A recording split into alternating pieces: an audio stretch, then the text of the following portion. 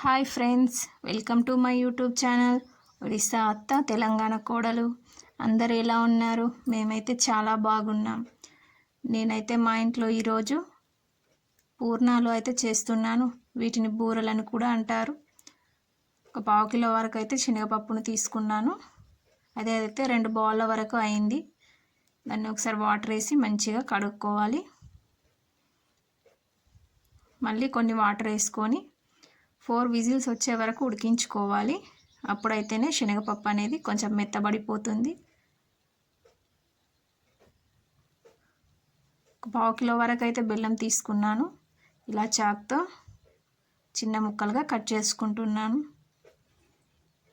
మీ ఇంట్లో అయితే ఎలా చేస్తారో కామెంట్ సెక్షన్లో కామెంట్ చేయండి. నాకైతే ఇవంటే చాలా ఇష్టం, మా ఆయనకు కూడా చాలా ఇష్టం.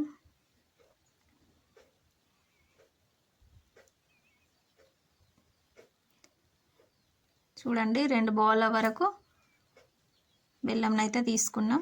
మళ్ళీ ఒక బౌల్ తీసుకొని గోధుమ పిండి అదే బౌల్తో 2 బౌళ్ళ వరకు తీసుకోవాలి.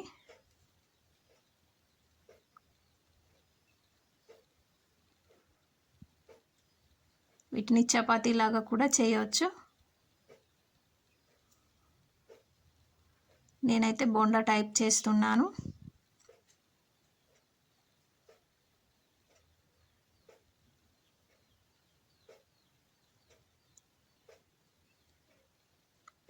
కొద్దిగా అయితే వంట సోడా అయితే వేసుకోవాలి.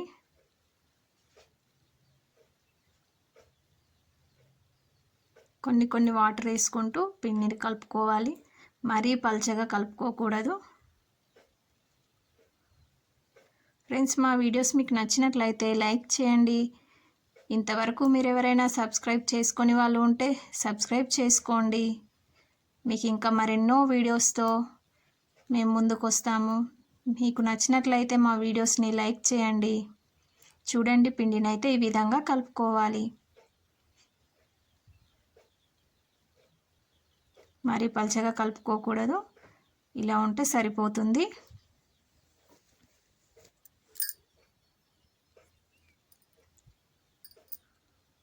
పప్పు అయితే ఉడికిపోయినట్టే 4 విజిల్స్ అయితే వచ్చాయి. చూద్దాం. చూడండి, వాటర్ కూడా ఇంకిపోయాయి. ఒకసారి ఇలా కలుపుకొని దించేసుకోవాలి. ఇలా జాలి గిన్నెలోకి అయితే వేసుకోవాలి. ఇలా వేసుకుంటే ఏంటంటే పప్పులో ఉన్న వాటర్ అంతా కూడా బయటకు వెళ్ళిపోతుంది. అందుకని కుక్కర్లో ఉన్న పప్పును ఇలా అయితే వేసుకోవాలి. లేదంటే మనం ఈ పూర్ణాలు చేసేటప్పుడు పప్పు బెల్లం కలిపేస్తే మెత్తగా అయిపోతుంది కదా, అలా పూర్ణాలు అనేది సరిగ్గా రావు.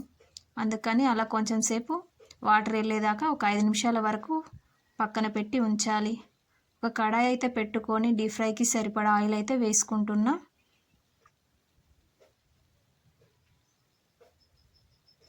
చూడండి, పప్పు అయితే ఈ విధంగా అయింది. ఇలా మనం చుడితే ఉండలు కట్టే విధంగా ఉండాలి. ఈ బెల్లంలోకి అయితే వేసుకోవాలి.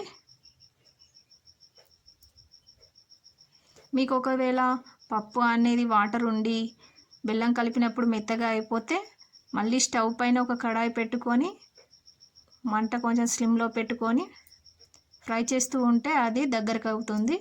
నాకైతే అలా అవ్వలేదు. చూడండి, ఇలా పప్పు బెల్లంతో కలిపి ఇలా చిన్న ఉండలుగానైతే చేశాను.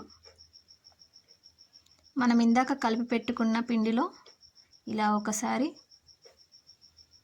డిప్ చేసి ఆయిల్లో ఫ్రై చేసుకోవాలి.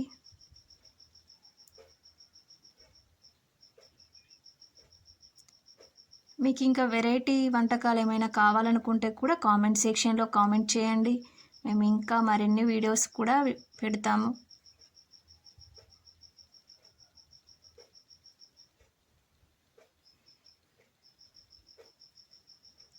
చూడండి, ఇలా వేసుకోవాలి. టేస్ట్ అయితే చాలా బాగుంటాయి. నాకైతే చాలా ఇష్టం.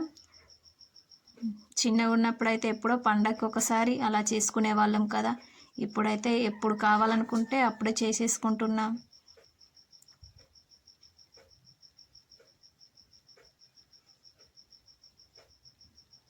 చూడండి, చూస్తేనే తినేయాలనిపిస్తుంది.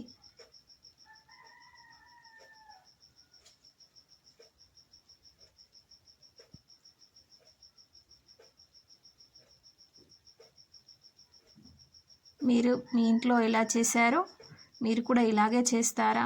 కామెంట్ సెక్షన్లో అయితే కామెంట్ చేయండి. మీరు కూడా ట్రై చేసి చూడండి, చాలా బాగుంటాయి. చూడండి, శనగపప్పు బెల్లంతో చేసిన పూర్ణాలు అయితే రెడీ.